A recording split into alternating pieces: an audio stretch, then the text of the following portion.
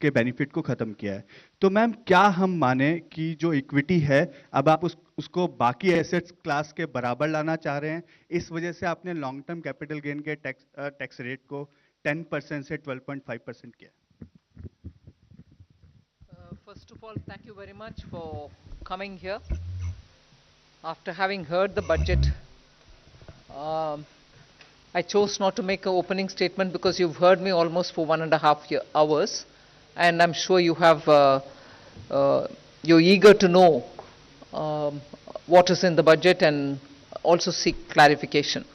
For your, just for a matter of drawing your attention, we've put up a single slide which has used the word employment as an acronym to capture that is everything in the budget.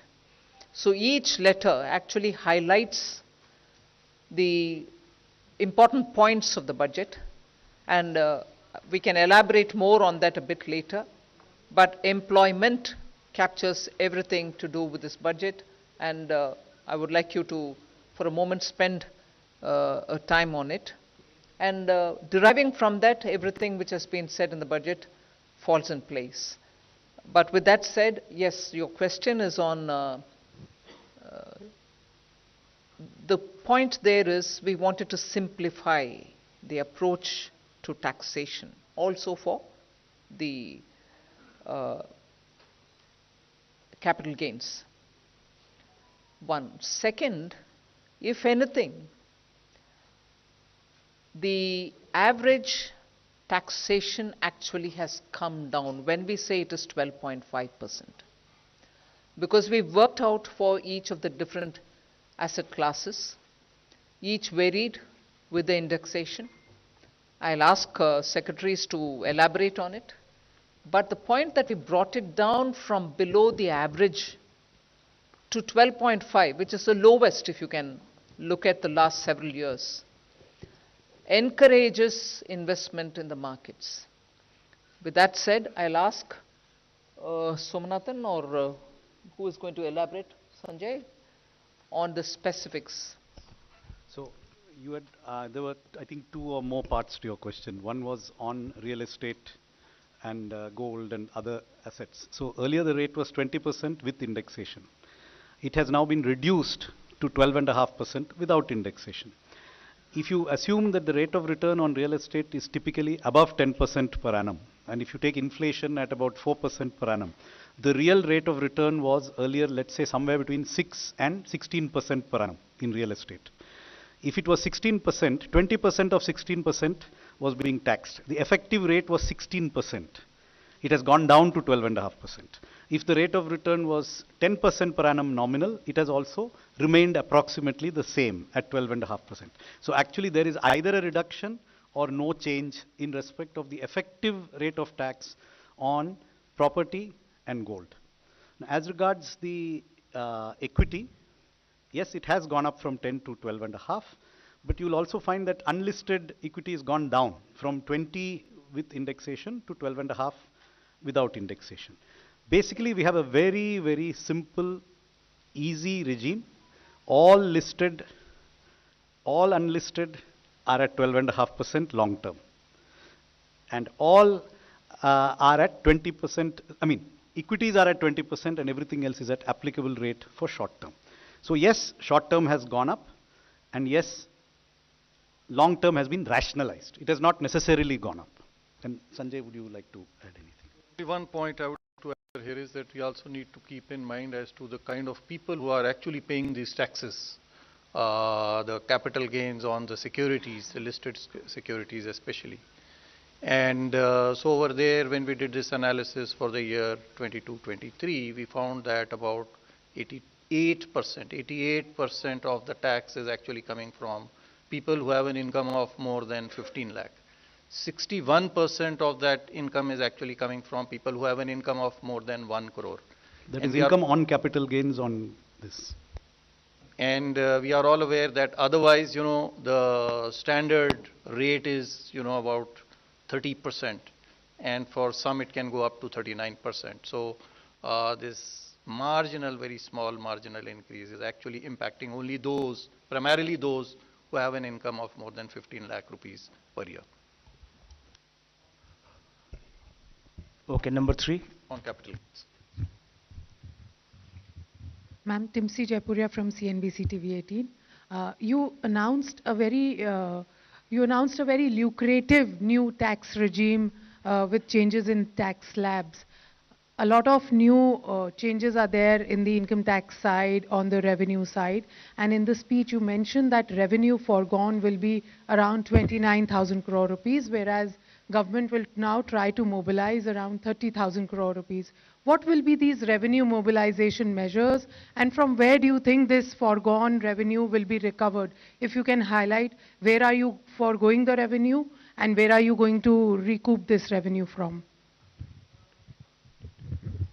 First of all, it is not just because we've mentioned it in this budget, but the attempt to widen the tax net is something which we've been repeatedly saying, that India's tax net will have to be widened, whether it is in the direct taxation or indirect. Second, there are also now the PSU dividends which are improving because their valuations have gone up really high. And their performance is also now substantially increased. So revenue mobilization is not just tax-based, you have non-tax revenue mobilizations which are also coming up. Then we had, for almost now 3 years, been talking about asset monetization, which is not selling of assets, but optimum utilization of those assets which are lying in the form of unutilized stadiums or land which is available with PSUs which can be utilized for better purposes. That's a third one. Fourth, you're also looking at generating resources from newer areas.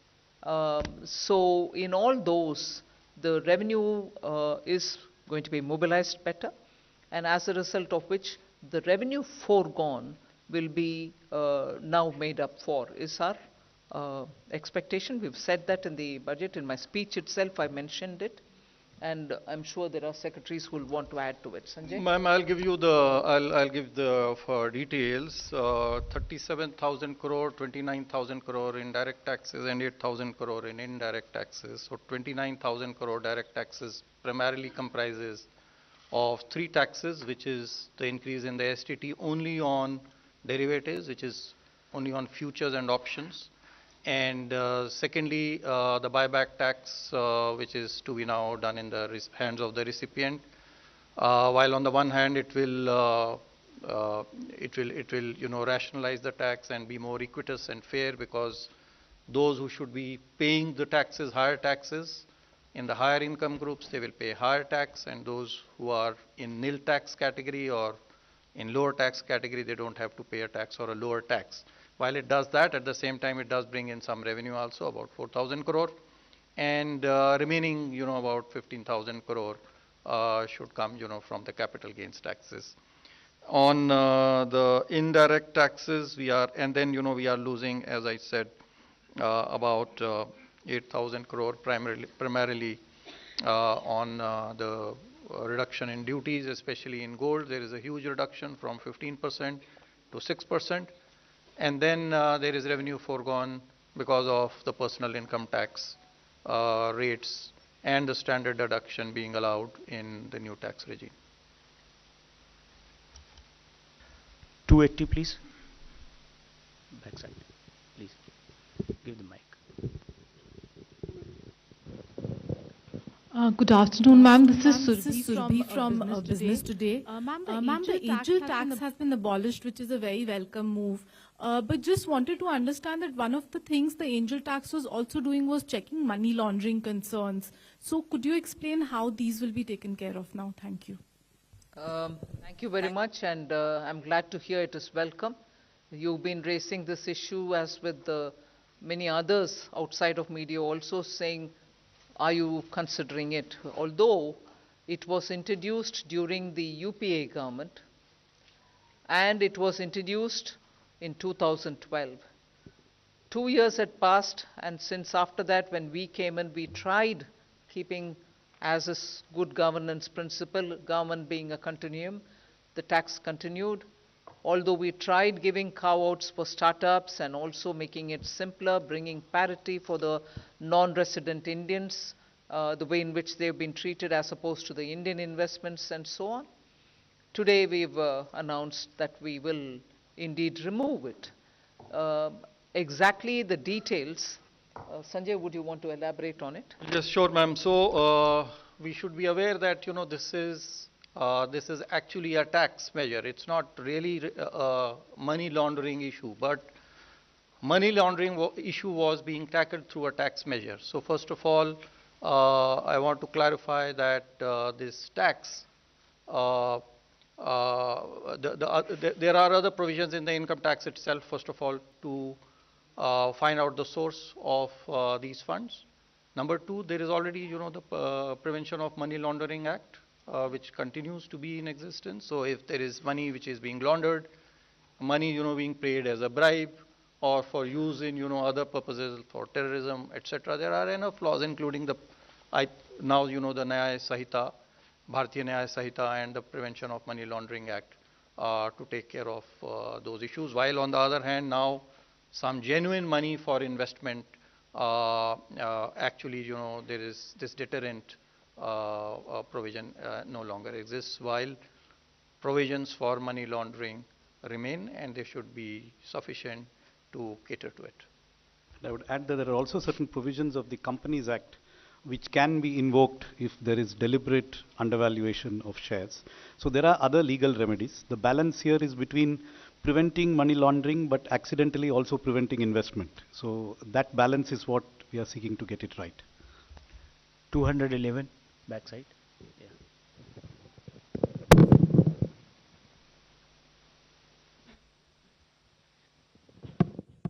Hello, ma'am. Prakash Predashi from ET Now. My question is, will the increased STT be applicable from April 1 or prospective? And if from April 1, will there be retrospective tax calculation for the increased amount? It's not retrospective. It is with effect from 1st of October 2024. So we are giving sufficient time for the exchanges and the people, who collect this tax to put their systems in place to be able to collect it. It's not retrospective, it is prospective. 13. 11. 11. 11. Ma'am, Karishma here from Business Today. Ma'am, congratulations to you and everybody. Ma'am, my question is on this special assistance to Andhra Pradesh and Bihar. 15,000 crore is the number that you've given for Andhra Pradesh for this financial year. Is there further assistance that you are looking at, or is it going to be need-based in terms of the amount? I've already mentioned in the budget speech that 15,000 crore is coming through the multilateral development assistance, which we borrow from the multilateral banks, whether it is World Bank or ADB or AIB, whatever. And I've also ended that paragraph by saying further assistance will also be extended. There is no definitive amount? No. 152. Ma'am Alok Priyadarshi from CNBC आवाज में ma'am सवाल यही है कि जिस तरह से आप लोग न्यू टैक्स रिजीम को प्रमोट कर रहे हैं, इस बार भी आप लोगों ने स्लैब में चेंज किया स्टैंडर्ड, तो ये मान के चलें कि न्यू टैक्स रिजीम के जरिए आप मिडिल क्लास को राहत देने की कोशिश की है। इस बार ओल्ड टैक्स रिजीम को लेकर क्या कोई सनसेट क्लॉज है? क्योंकि आपने कहा है कि जो इनकम टैक्स एक्ट है उसका हम लोग कंप्रिहेंसिव रिव्यू करेंगे, तो रिव्यू में क्या ये मान के चले कोई सनसेट टाइम आएगा ओल्ड टैक्स रिजीम को लेकर? अभी मैं बोल नहीं सकती हूँ। जरूर हमारी इरादा ये है कि सिंपलर टैक्सेशन रजीम होना चाहिए, और सिंपल टैक्स रजीम की ओर अगर हम जा रहे हैं ये रिव्यू के द्वारा, वो ही हमारी मकसद होगा कि सिंपल कर दो। ओल्ड टैक्स रजीम को सिंपल करने के रास्ते पर ही ये नया टैक्स रजीम आया है। सनसेट होगा कि नहीं होगा वो अभी मैं बोल नहीं सकती हूँ, वो रिव्यू करने के बाद ही हम एक डिसीजन लेंगे। और ये एक आंकड़ा मैं आपको दे दूं कि इस बार पिछली बार जो हमने परिवर्तन किए थे नई टैक्स प्रणाली में, तो 70% लोग अभी तक जो 4 करोड़ के लगभग हमारे पास में रिटर्न प्राप्त हुए हैं पिछले वर्ष के, 70% ने इसको प्रेफर किया है बनिस्बत की पुरानी प्रणाली को। तो बड़ी तेजी से प्रणाली की ओर आकर्षित हो रहे हैं और हमारा यही प्रयास रहेगा। Yes. Yes, ongoing Ongoing, filing period. ongoing, Yes, ongoing not filing. yet, Not yet, I mean, more returns are coming in, yes. 271. Hi, ma'am. This is Sumit Chaturvedi, ET Now. Ma'am, the corporate tax for foreign companies has been slashed to 35%. I want to understand the broad intent of this intention behind this decision, and what kind of benefits to economy increase in investment you are expecting. You've, in your own question, answered it. We want more investment to come into this country. So that is why it has been brought down.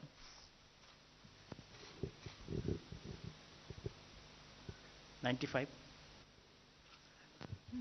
Just to add to that, there was a widened differential between foreign and domestic companies which arose after the tax cut in 2019. When the domestic rates were cut, the foreign rates were not cut.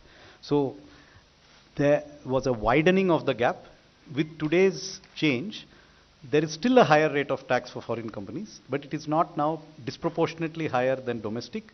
And therefore, this is something where, according to the feedback received from industry, we expect more foreign companies to invest now that this regime adjusted in this manner. Good evening, ma'am. This is Pal Singh from Outlook Business. You have earmarked a significant allocation towards rural infrastructure today. So how much of a boost to consumption and overall demand are we expecting here from this allocation? So it is difficult to quantify what would be the accretion to demand coming from. I mean, the obvious increase is whatever we have increased. But yes, would there be a multiplier? Probably yes. I think with the Awas Yojana Gramin and the Gram Sadak Yojana, these two do have a lot of multiplier effects as well. Traditionally, for capital expenditure, the multiplier has been calculated at somewhere around 2.5 to 3. In the Awas Yojana, it may be a little lower. But yes, there would be a substantial multiplier. I don't have a precise calculation. But other than the Awas Yojana and Sadak Yojana, Gram Sadak Yojana, there's a major push towards the corridors. For instance, I mentioned in the context of Bihar, I mentioned in the context of Andhra, 2 corridors which are moving, one from Visakhapatnam to Chennai, the other moving from Hyderabad to Bangalore, Buxar, Purnia, and so on, and building of the Gaya node in the Amritsar to Kolkata are all towards building infrastructure in the rural areas in order that we attract more investment and enable transit of goods in those huge corridors. All these are essentially going to the rural areas in a big way. And therefore, it is not just through PM Awas Yojana and Sadak Yojana, but major investments in strengthening the corridors, building nodes, and therefore also in improving the rural infrastructure is happening. 11. Ma'am, I'm Maria Shakir from NDTV and NDTV Profit. Congratulations for creating history today by becoming the only finance minister for having presented 7 consecutive budgets. Ma'am, my question to you is about the first-timer scheme. Because as you said, that employment perhaps sums up the essence of this budget. Would there be more blueprint coming out as to how this first-timers scheme will be playing out, and what will be the role of private sector?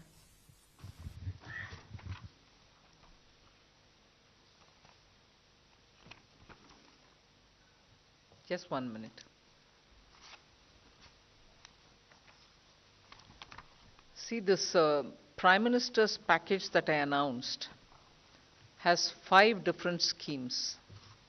The first timers is, I would think, one of the very, very innovative initiative. So what we are doing there is to be able to provide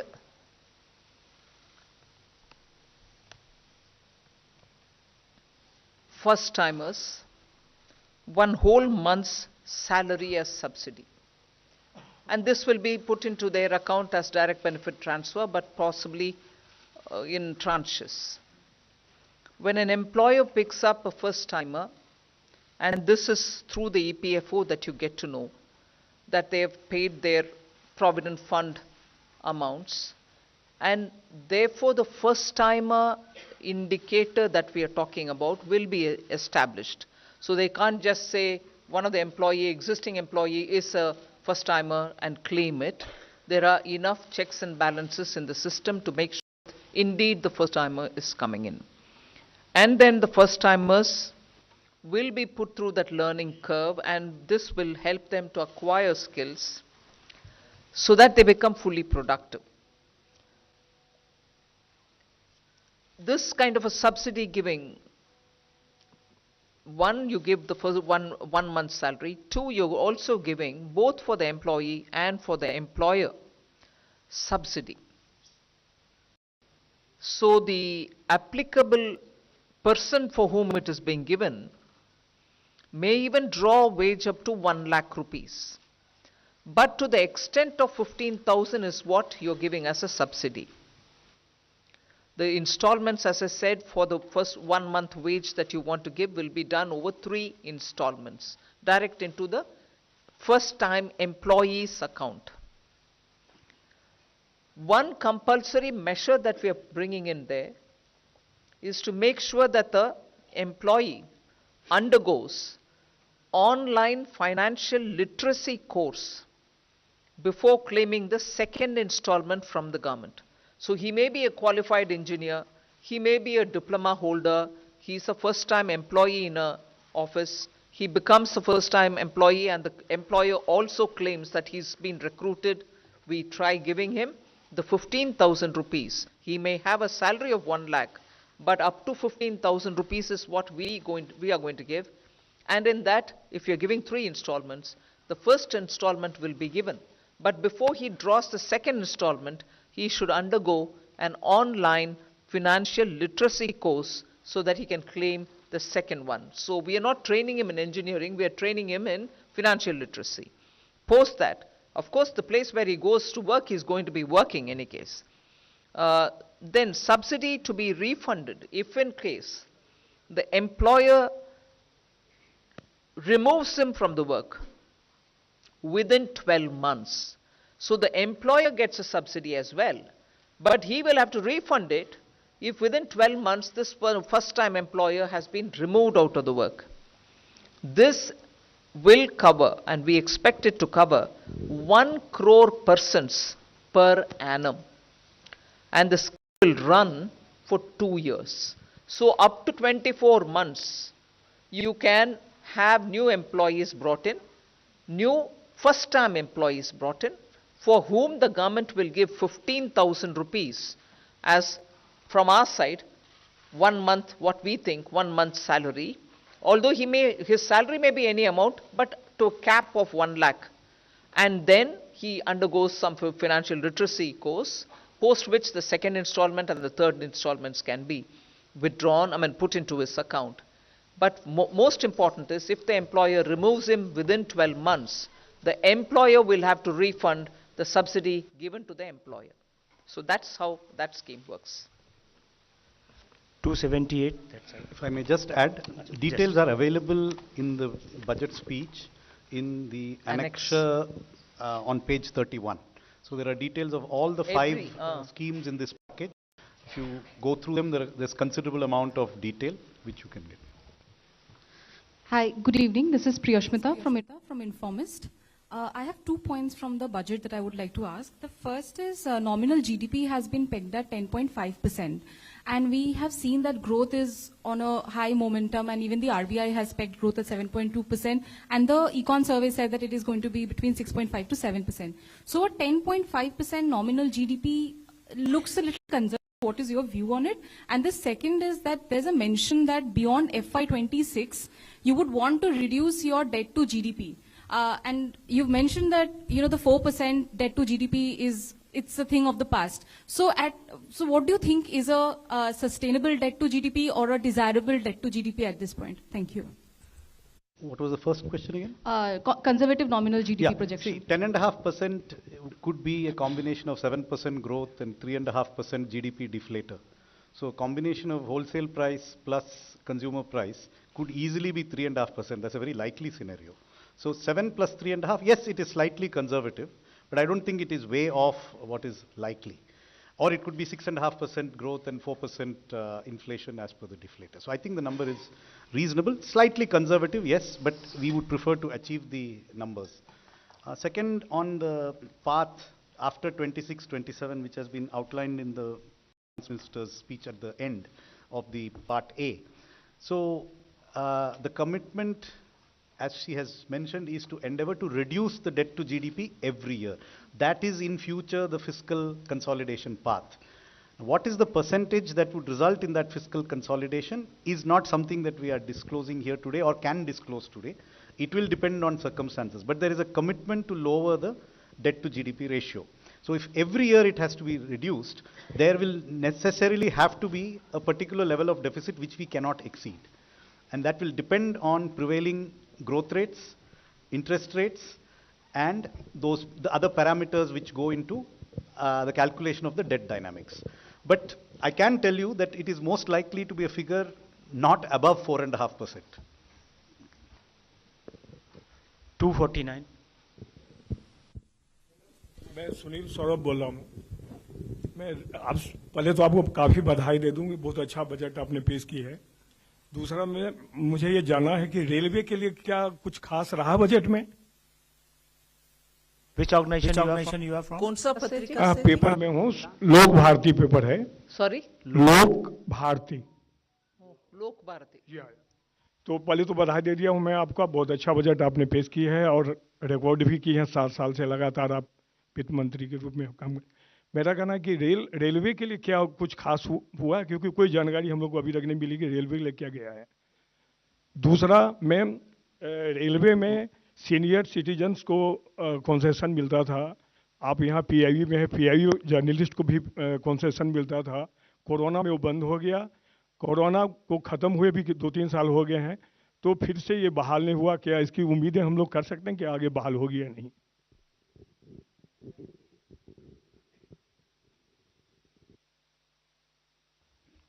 railway का जो expenditure budget है next year, it's 2,55,390 crores, which is the highest ever, and it's a very substantial increase in recent years. So that is a very large amount of investment in the railway. So I think there is a very adequate provision.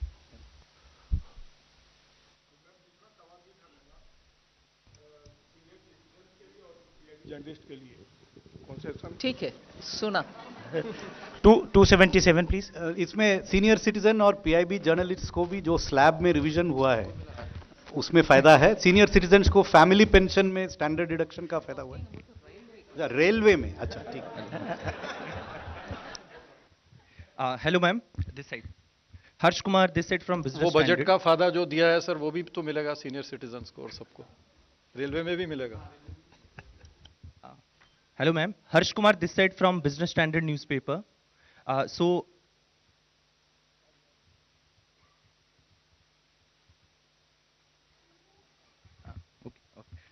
Ma'am, during your speech you mentioned about the FDI liberalization. Can you give a bit detail about it? We are trying to, since 2014, bring in ease of doing business in India, and in every sector where there was only 26% allowed for FTA, we raised it to 49, and then where it is possible we've raised it to 74, and so on. So there's been a consistent, continuing effort to relax our policy towards FTA. First, it went sector by sector. Then there was this approach taken so that most of which can go through the automatic route. So in that process, further simplification, if necessary, we are willing to do, is what is conveyed. Also, ma'am, like increase the Mudra loan limit to 20 lakhs, like that cap. So can we expect the increase in Shishu, Tarun, like their types, increase. So how much it will be? Can you give detail on that? We've said this only today. See how this works. Okay. Thank you. I request you to please one question each person. 123, please. Here.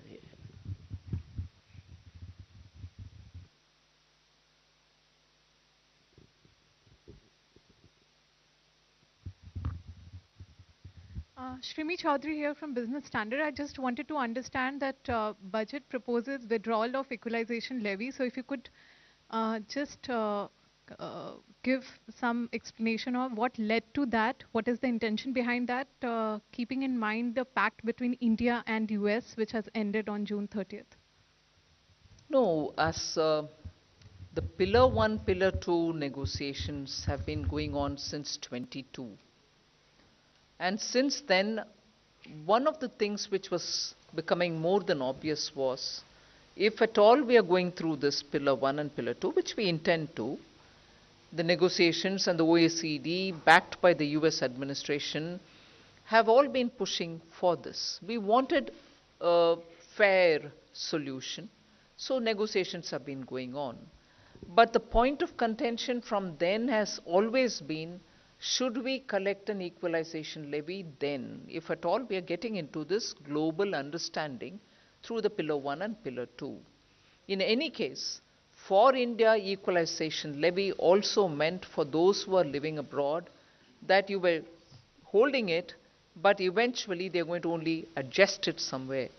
So in the interest of moving towards Pillar 1 and Pillar 2 solution, which the negotiations are still going on one aspect of it, on the other, in all probability, we are close to a conclusion. It was necessary for us, through the Parliament, to take steps to ensure that we are entering into that scheme of things without this equalization levy hanging on us, because this was important for us, but if it is a global system, this cannot continue. And therefore, with a positive approach towards the Pillar 1 and Pillar 2, we've moved forward to inform the Parliament that we would like to close this. 270. I may clarify that it is only the 2% levy which has been withdrawn. The 6% levy which was earlier imposed, that continues.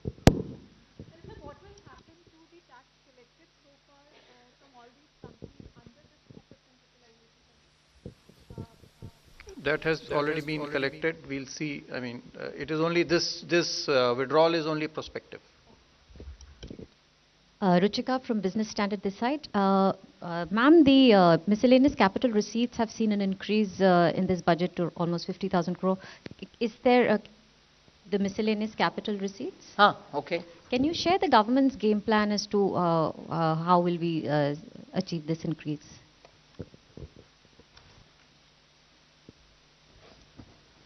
The miscellaneous capital receipts are budgeted as 50,000 crore, which was like 23-24 also. It was 51,000 crore, the interim budget.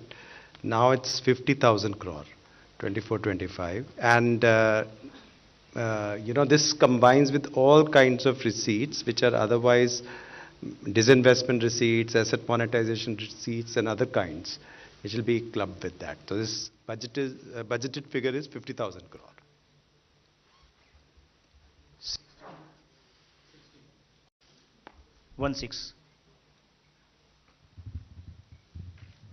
Ma'am, very good evening. Sapna Das here from CNBC. Ma'am, two questions.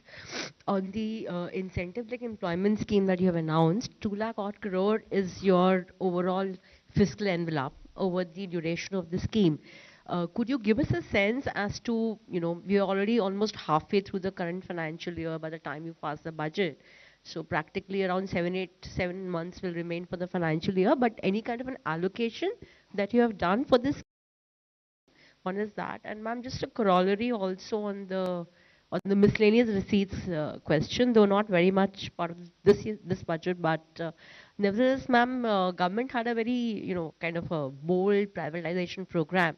Do we understand that this is now being calibrated? That's it, ma'am. Thank you. First question. Yes. As you rightly observed, there are only a this is not a full financial year. The schemes have just been announced. They will now go through a process of quick design, appraisal, and approval. However, budget provisions have been made for these schemes, partly in the Ministry of Labour and Employment and partly in the Ministry of Corporate Affairs for the internship scheme.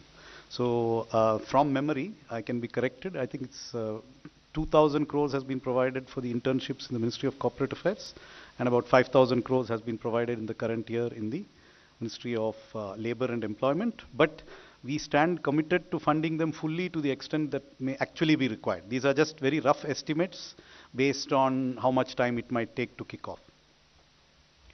On the miscellaneous capital receipts? Well, I think in the interim budget, FM had announced, we are going for a holistic strategy for management of equity in PSUs. And I think which includes, value creation and also, using the performance, the capex, the dividends and consistent dividend policy and the capital management all together, and also the calibrated disinvestment strategy, which also includes listing and market dilution, but all together in a holistic way so that value maximization is there. I think the same strategy is going to continue. 122.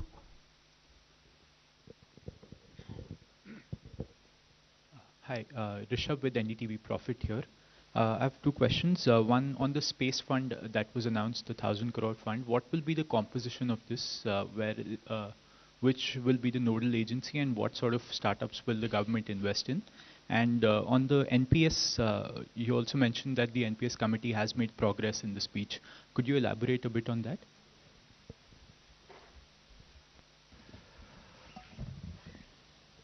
So we have seen that there's a lot of interest of the private sector on participating in the space program. Hitherto, the participation used to be on being a supplier to the space program, but now development of the satellite, mounting experiments there, they're getting into that space. And if you recall, even FDI was opened up in that sector. This is an attempt that Indian entrepreneurs, Indian startup who want to risk capital to get into that area, that should be facilitated. We believe that the amount is 1,000 crore, but that can have a very large multiplier effect. And that's what the scheme announces. On your question on the, I think your second question was on the government NPS, right? So as you know, there is a committee which is looking into it.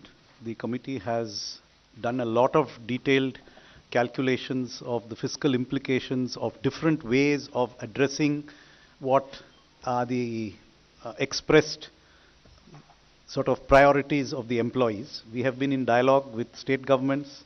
We have had discussions with each and every state government. We have met the staff side of the government has a staff consultative machinery, a formal machinery. We've had 4 meetings of that machinery to understand what are the staff's priorities. And our attempt is to design something that is fiscally prudent, but also meets what are the core priorities of the staff in terms of having a secured retirement income, which provides for their needs. So this is a balancing act, because obviously there are costs. The more you give, more expensive it is. And so we are at an advanced stage of working out various options, and we are also discussing these options with the staff side. Just to correct the budget estimate that I gave earlier, 10,000 crores has been provided in Ministry of Labour and Employment for the new employment schemes, and 2,000 in Ministry of Corporate Affairs. Yeah. 125. Good afternoon, I'm Nikunj from Reuters. A follow-up on that FDI facilitation, you said that government will take steps to facilitate FDI. The Eco Survey also yesterday said that the government should import capital from China so that there's a right balance between investments and trade. So will the government also take steps to quickly facilitate investments from China that have been pending for long? And secondly, you've come up with an NPS for minors. So will that also have some sort of tax benefits to nudge people to enroll for NPS so that a pension coverage increases? Thanks. See, Economic Survey gave its view on the investments from China. As things stand today, investments do go through the press note 3 process when it comes from China or from any of our neighboring countries. So that process is still on. Economic survey has indicated that it might be time for us to open up and allow for. So that's a economic survey. I'm glad that the secretary is seated here. It's normally an arm's distance. But that doesn't mean that I'm disowning the suggestion. You want to say? 10. In general, as you can see, our aim is tax code simplification and not complication. So beyond that, I don't have anything specific on that, but the general direction of travel is obvious. We are not creating more and more tax deductions for individual tax instruments. Respected Madam, मेरा नाम नरेश वत्स है और मैं स्वतंत्र पत्रकारिता करता हूं। आज जो आपने किसानों के लिए और ग्रामीण क्षेत्र के आधारभूत संरचना के लिए काम किया है, उस पे दो तरह की राय आ रही है। एक राय तो ये कहती है कि गालिब ने ये कहकर तोड़ दी तस्बीह, क्यों गिनकर नाम लूं जो बिन मांगे बेशुमार देता है। एक वर्ग तो इस तरह से तारीफ बजट की कर रहा है, लेकिन दूसरी तरफ प्रतिपक्ष के नेता राहुल गांधी ने कहा है कि आंध्र प्रदेश और बिहार पर जो दरिया दिली दिखाई है, कहीं न कहीं ये लगता है कि ये कुर्सी बचाने का बजट है। अखिलेश यादव जी भी ये कह रहे हैं, आप कैसे देखती हैं? जिन इंडी अलायंस का मेंबर्स साथ होकर के भी 230 पार नहीं किया और जहां बीजेपी अकेला 240 तक पहुंचे और प्री इलेक्शन अलायंस के साथ आज सरकार तीसरी बार बनाए, प्रधानमंत्री जी का तीसरी बार स्वतंत्र भारत के चरित्र में पिछले 60 साल में जो नहीं हुआ अभी हुआ है। कुर्सी बचाने के बात करने वाले पार्टियों थोड़ा सोच ले। उनके अलायंस 230 कुल मिलाकर कितने पार्टियां थे? 25, 26 पता नहीं, मैं गिनी नहीं, बट इंडी 37 पार्टीज कुल मिलाकर के 230 पार नहीं किया और वो बोल रहे हैं कुर्सी बचाने के लिए। जब प्रधानमंत्री मोदी जी तीसरी बार प्रधानमंत्री बने और देश के लिए इतना घोषणा भी कर रहे हैं जिससे भारत देश का हर राज्य सामने आए, डेवलप हुए, और 1.50 लाख करोड़ इस बार बजट में स्टेट्स के लिए हम दे रहे हैं बिना इंटरेस्ट 50 साल के लिए फ्री। फिनांस कमीशन तो हमारे उनके सजेशन में इसका जिक्र तक नहीं किए, हम ही कर रहे हैं स्टेट्स के साथ काम करने के लिए। हर स्टेट का उनके अपने अपने प्रोजेक्ट्स जो प्रोसेस के चलते हुए आता है उन सबको हम मानते हैं और जरूर उनको जो फाइनेंस करना है वो हम करेंगे, मगर जिक्र इसलिए नहीं किया बजट में कुर्सी बचाने। जब उनका टोटल को एक और बार चुनावी सीट जो जीते हैं वो 101 और बार उसको गिनकर देख लें, 37 पार्टीज कुल मिलाकर के कुर्सी बचाने वाले बात बोलने का अर्हत अधिकार उनके पास नहीं होता है। 121. Ma'am, Meghna Mittal from Money Control. In the union budget, you have announced financial support to MSMEs for shift to clean energy and also a new mechanism for credit so that they do not go into stress and they do not turn into NPAs. Any details on that? I'm so glad you asked this question. I'm really glad because this budget, and I don't want to say it because I've presented it, I'm so grateful that the Prime Minister looks at every sector and says, what are we doing for them? What are we doing for? This has been his approach always. But this time around, we've spent a lot of time understanding also from those stakeholders who had consultation with us pre-budget. And MSME's request it has been for now several years that when they reach the SMA 1 stage itself, they get to be very, very tensed because banks stop their finances, meaning banks no longer lend to them. They are stressed as it is. And if they are stressed as it is, and if there is this threat that the bank will not further give them working capital, sooner, by the 90th day, they become NPAs. In order to give them a good workable solution, and I'm indeed grateful to this entire team of secretaries here, they spent a lot of time also talking with RBI to see how best we can address this issue.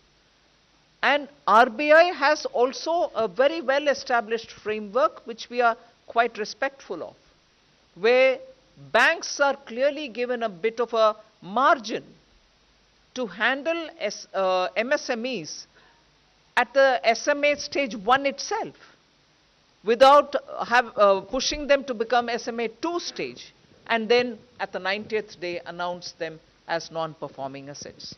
So what actually has happened now, having discussed with the RBI, is that we'll provide them with a fund which will help them to have some kind of government guaranteed liquidity, or the banks can then, on the basis of the guarantee being given, on the back of the guarantees which are being provided by the government, lend them working capital and keep them moving. And if they restore themselves, they're going to be better off.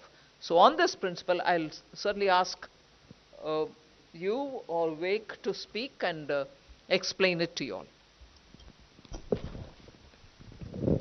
As FM has already explained about the credit guarantee scheme, this will certainly facilitate the term loans without collateral or third-party guarantees. Then new assessment model for MSME credits, which will be based on their digital footprints and the kind of payments they are making, such as their PF contributions, salary payment, and other transactional data. This will help the banks in